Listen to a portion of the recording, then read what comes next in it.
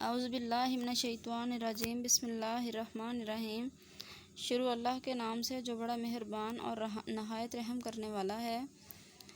अस्सलामुअलैकुम। उम्मीद है आप सब खैरियत से होंगे। ज़िंदगी मुसलसल इम्तिहान है। यहाँ 10 बार गिरने के बाद 11वीं बार उठ जाने का नाम कामयाबी है। I want to telling you a story. एक किसान का बेटा खेल कूद में वक्त को बेफ़ायदा गंवाया करता था। उसे खेल कूद के अलावा कोई और काम था ही नहीं। बाप ने बहुत समझाया मगर इसने अपनी आदत ना बदली। आखिर बाप ने ये सोचकर तरकीब निकाली कि एक दिन सुबह के वक्त बेटे को अपने साथ मकई के खेत पर ले गया और कहा, बेटा, आज के दिन सबसे अच्छी बालों के दाने हम खेत में से तोड़ कर रख लेंगे। इस एक दाने से कई पौधे हो जाएंगे, मगर शर्त यह है कि खेत में से सीधे निकलते और तोड़ते जाओ, पीछे मुड़कर तोड़ने का हुक्म नहीं। अब तुम खेत में जाकर 7-8 सबसे अच्छी बालें तोड़ लाओ। लड़का अपने बाप की ये बात गौर से सुनता रहा और फिर इसने अपने बाप के कहे पर अमल करने का फ़ैसला किया और वो शौक़ से खेत में चला गया, जहाँ बहुत सी पकी हुई बालें आमने सामने दाएं बाएं मौजूद थीं। लेकिन इसने ये समझकर कि आगे इससे भी अच्छी मिलेंगी, कोई बाल ना तोड़ी। वो चलता ही गया कि अच्छी बालें मिल जाएंगी और अच्छी बालें मिल जाएंगी, यहाँ तक कि दूसरे किनारे तक जा पहुँचा, जहाँ अभी कच्ची बालें थीं।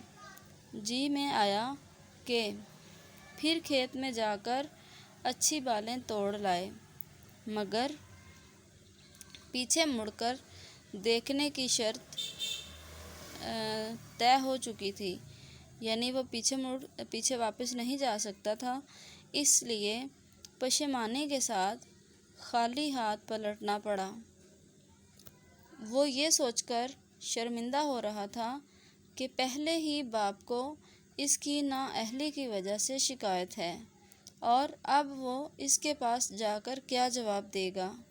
ये सोचकर आहिस्ता आहिस्ता कदम उठाता हुआ वापस चला आया और अपने बाप के पास खाली हाथ ही पहुंचा। खाली हाथ देखकर बाप फ़ौरन ही सारा माजरा समझ गया, चूँकि ये सब इसने अपने बाप को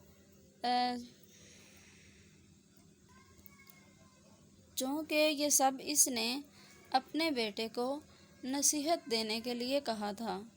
बाप ने कहा, बेटा, क्या कोई अच्छी बाल नज़र नहीं आई?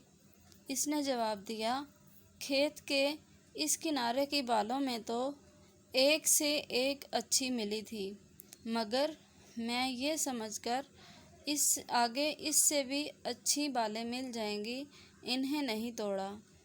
उस तरफ की बालें अभी कच्ची थीं। मैंने पीछे मुड़कर इसलिए नहीं तोड़ा कि पीछे मुड़ने की शर्त आपने लगा दी थी और मैं इस पर कायम रहा। लेकिन मुझे इस पर नादानी है कि मैंने पहले ही क्यों ना पकी हुई बालें तोड़ लीं और इस चक्कर में पड़ गया कि आगे मज़ीद अच्छी बालें मिल जाएंगी और मैं इन्हें तोड़ डालूँगा। अफ़सोस कि मुझे आपके सामने शर्मिंदगी उठानी पड़ी। बाप ने कहा, नादान लड़के, तूने नादानी से नाहक वक्त खो दिया। अब तू दोबारा जाकर बालें तो नहीं तोड़ सकता। बेटे ने अपनी नादानी पर शर्म और अफसोस के साथ सर झुका लिया। तो बाप ने कहा, बस यही वक्त की मिसाल है, जो एक दफ़ा आकर फिर कभी हाथ नहीं आता। दाना वही है जो हर वक्त खोशा चुनने को तैयार रहे और बेफ़ायदा उम्मीदों में कभी वक्त ना खोए। याद रखो, हमेशा वक्त की कदर करो, क्योंकि वो लोग बर्बाद हो जाते हैं जो वक्त की कदर नहीं करते, और वो लोग हमेशा कामयाबी हासिल करते हैं जिन्होंने वक्त की कदर की। वक्त के साथ साथ जो इंसान चलता रहे वही कामयाब कहलाता है। किसान की ये बातें सुनकर लड़का सख्त शर्मिंदगी महसूस करता रहा और इसे अपने किए पर पछतावा हुआ। इसने आइंदा वक्त ना ज़ाया करने का वादा किया।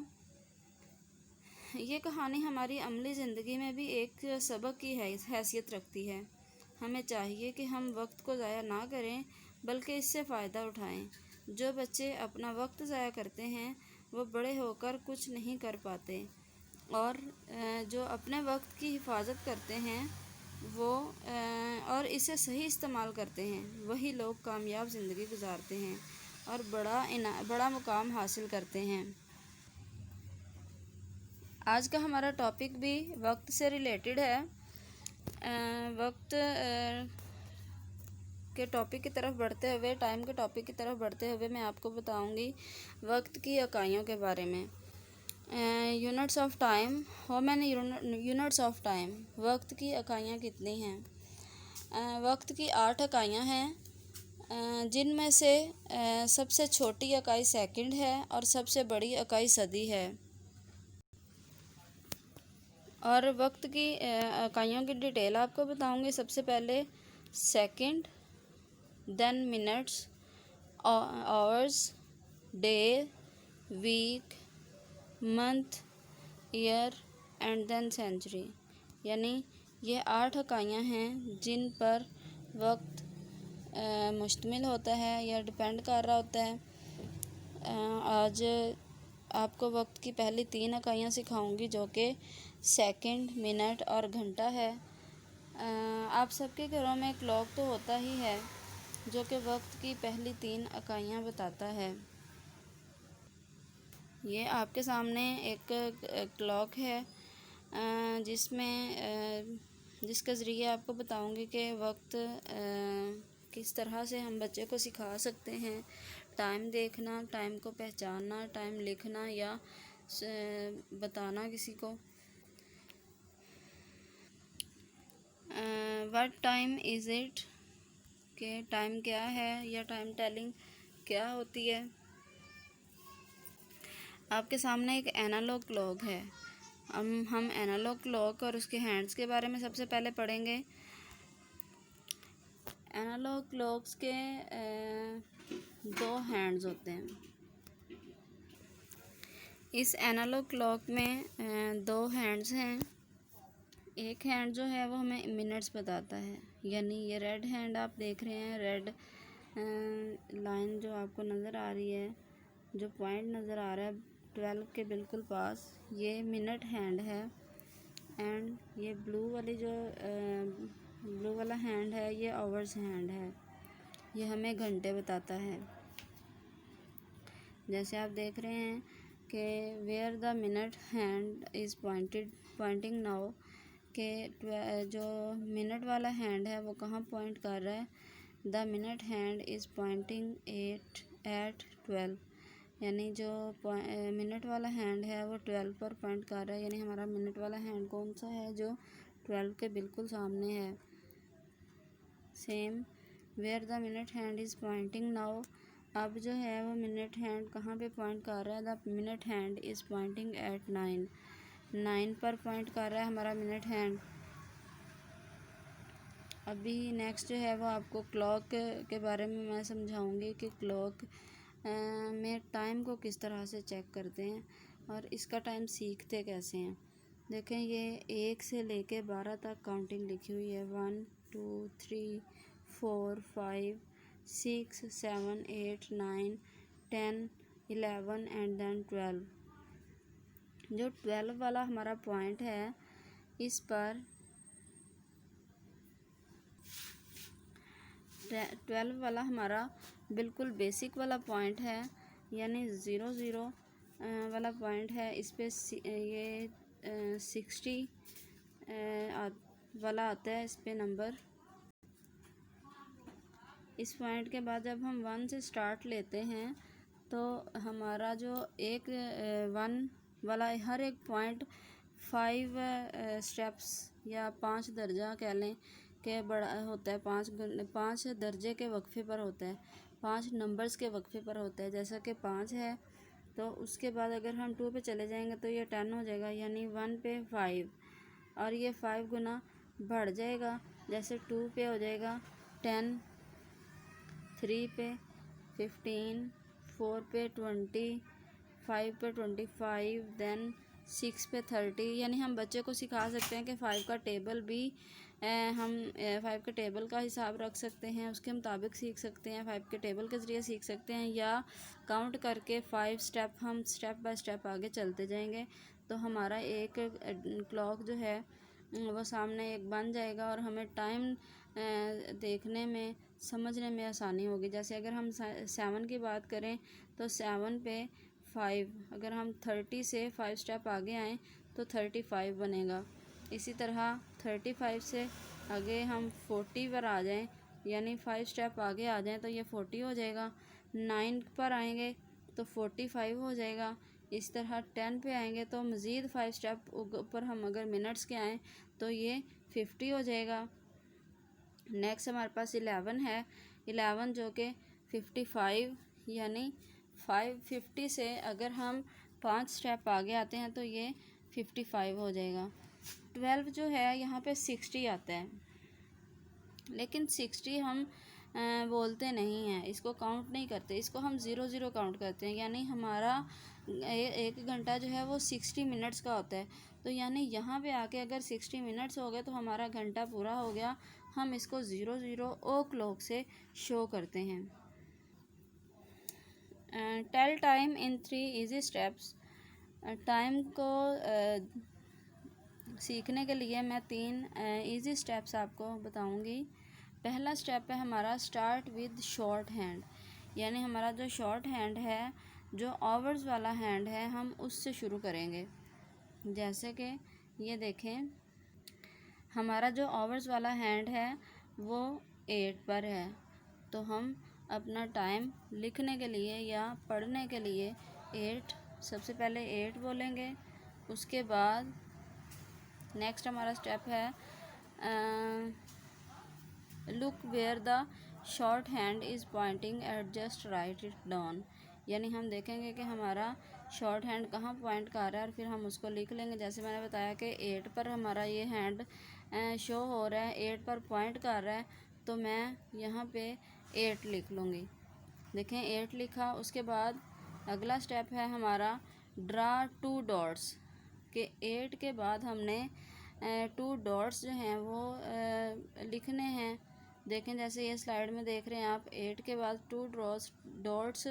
उसके बाद राइट द लॉन्ग हैंड, यानी हमने देखना है कि हमारा लॉन्ग हैंड किस नंबर पे पॉइंट कर रहा है, वो हम यहाँ लिख लेंगे। यानी ये 12 पर पॉइंट कर रहा है तो इट मीन्स के 00 है, घंटा पूरा हो चुका है। तो हम लिखेंगे 8 डॉट्स 00, यानी 8 ओ क्लॉक। हम इसको पढ़ेंगे 8 ओ क्लॉक।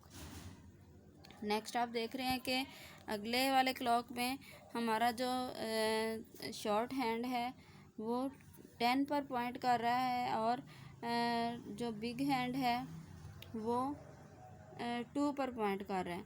तो अगर 2 पर होगा तो 10, जैसा कि देखें मिनट्स भी साथ में मैंने लिखे हैं, 2 10, मतलब ये 10 मिनट्स हैं, 10 आवर्स हैं, यानी 10:10 हुए हैं, यानी 10 डॉट्स 10 10 10, इट्स टाइम टू 10 10।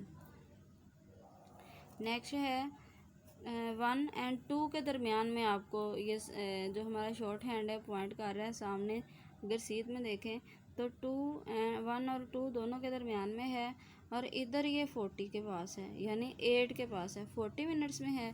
तो हम लिखेंगे 1 डॉट्स 40, यानी 1:40 हुए हैं। नेक्स्ट स्लाइड में देखें तो 3 और 4 के दरमियान में है और जो हमारा बड़ा हैंड है वो 6 पर पॉइंट कर रहा है, 6 का मतलब 30 मिनट्स, तो हम लिखेंगे 3.30 यानी 3:30 हुए हैं। सेम लाइक देखें 10 और 11 के दरमियान में है हमारा जो स्मॉल हैंड है, छोटा हाथ है या छोटी सुई इसको हम कह लें, ये दरमियान में 10 और 11 दोनों के दरमियान में है।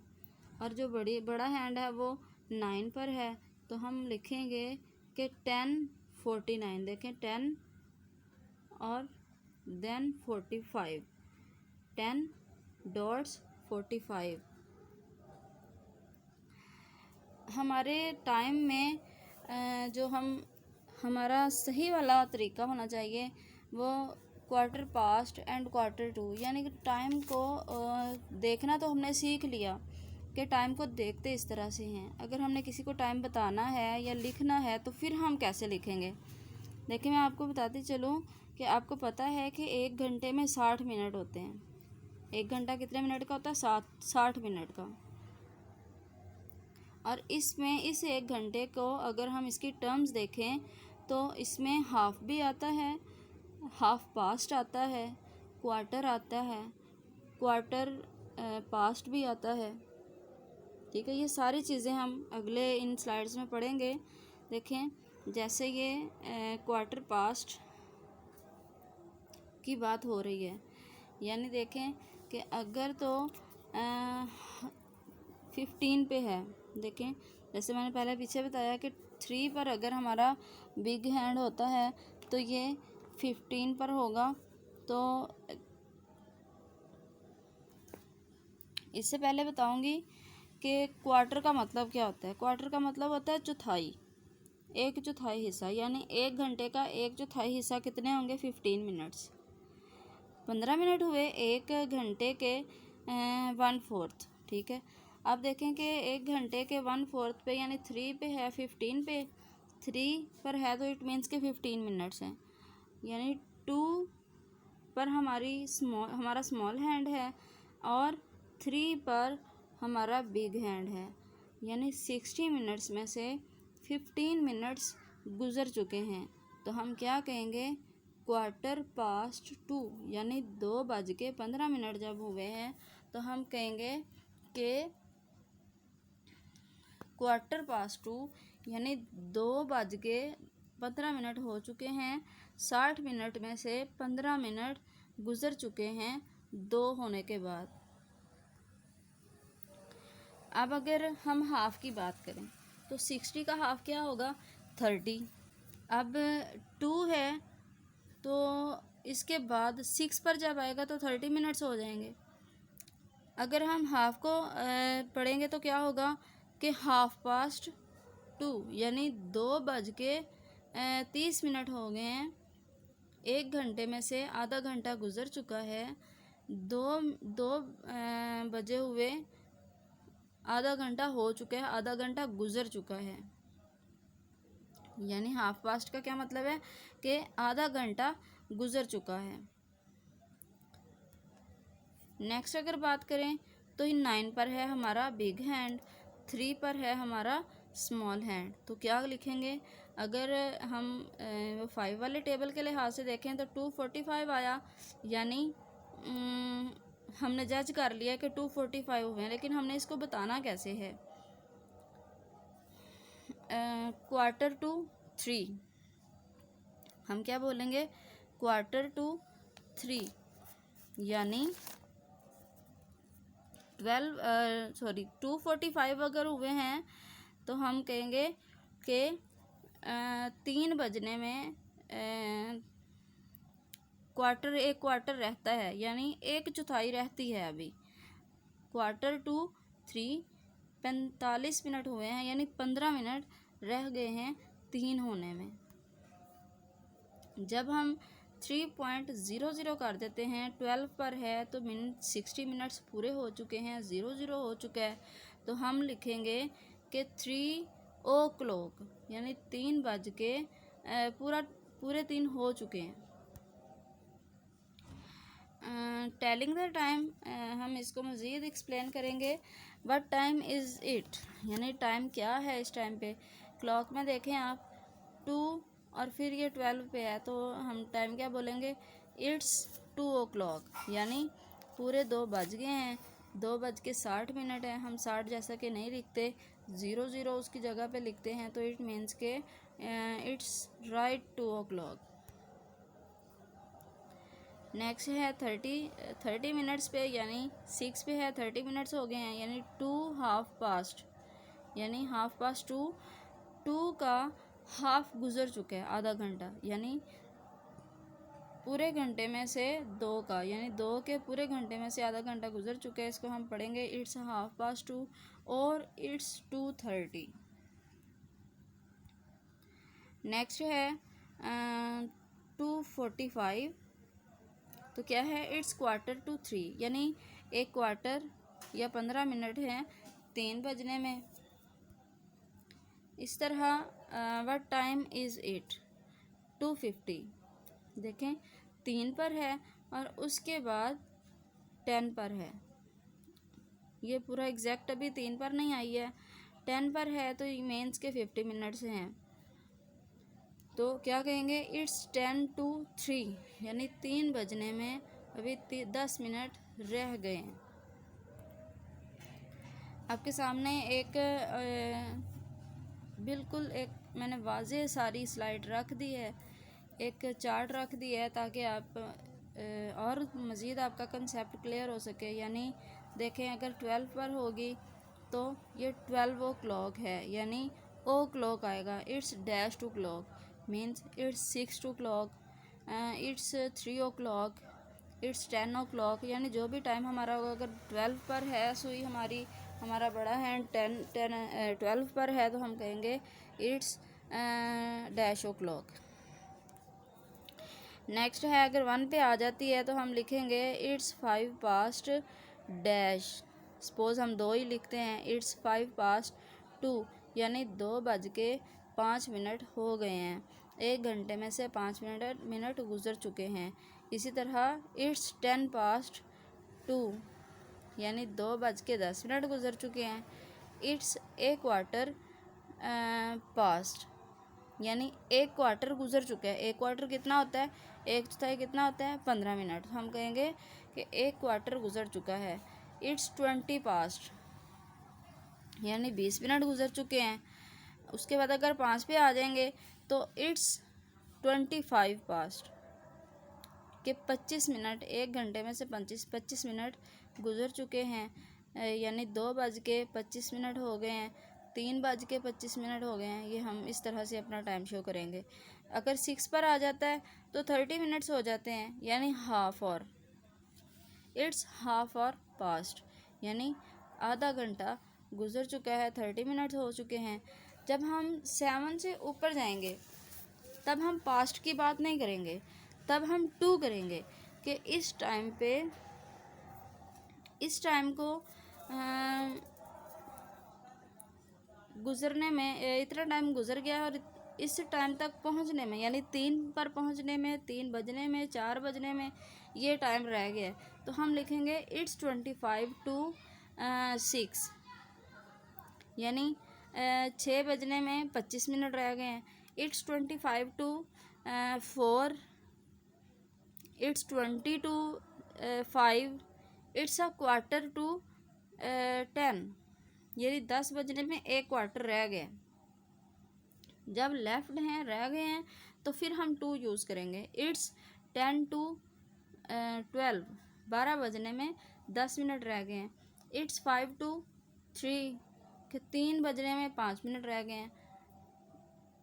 इस तरह जब 12 पे आ जाएगा तो ओ क्लॉक हो जाएगा, इट्स 3 o'clock, इट्स 5 o'clock,